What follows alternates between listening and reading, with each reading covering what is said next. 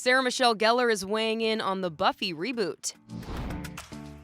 In an Instagram post on Thursday, the actress addressed the Buffy the Vampire Slayer revival that was announced to be in the works at Hulu. The reboot would have its star Gellar attached, but would be centered around a younger Slayer. She wrote, "So you might have heard some news this week, but I realize you haven't heard from me."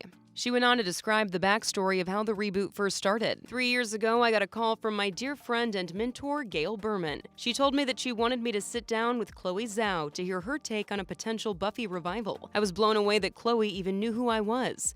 But as I've always done, I told Gail that I just didn't see a way for the show to exist again. She continued, "We'd always been aligned on that, but this time I heard something different in her voice. I eventually agreed to go, mainly just to meet Chloe, and our 20-minute coffee quickly turned into a 4-hour adventure. We laughed, we cried, but mostly we both talked about how much this show means to us." The actress said she didn't agree to anything in that meeting. However, she warmed up to it by having more conversations and landed on an idea with her team and writers Nora and Lila Zuckerman. She wrote, "I have always listened to the fans and heard your desire to revisit Buffy and her world, but it was not something I could do unless I was sure we would get it right.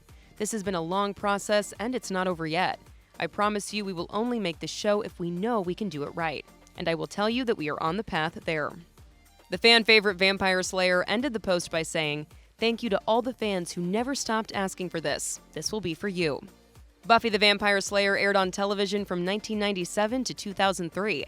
The revival will be the next chapter in the Buffyverse and is set to have Zhao direct. For more on this story, head to THR.com. This is the Hollywood Reporter News.